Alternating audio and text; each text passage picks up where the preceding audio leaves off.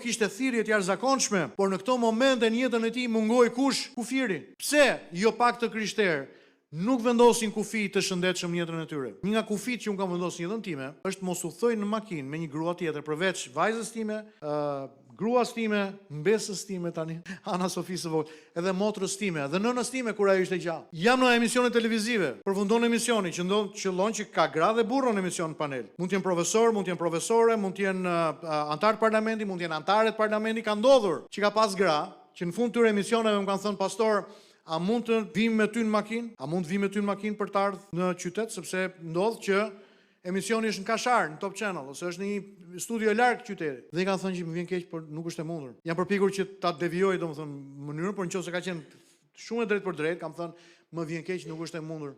Por le të sigurohemi që ti do të kesh një mjet transporti. Nëse nuk ka televizioni një mjet transporti, atëherë unë jam i gatshëm të thras një taksi për ty të sjell në qytet. Asnjëherë në një ambient me një person të seksit tjetër, qoftë në zyrë, qoftë në makinë, qoftë për këshillim, ka pas raste kur ka pas zonja bekura që kanë pas nevojë për lutje edhe kanë pas nevojë për këshillim. Por duke pas parasysh që nuk kanë qenë pjesë e kishës tonë, kanë ardhur një herë ose dy herë dhe nuk e din që unë nuk ulem me një gocë ose me një grua apo me një zonjë, me një motër në zyrë, vetëm. Dhe më kanë thënë, pastor, kam nevojë që të flas me ty. Po i kam thënë, le të flasim këtu edhe kemi qenë mes njerëzve. Po jo, dua që të kemi një takim privat. Takim privat vjen keq, por nuk mund ta kesh.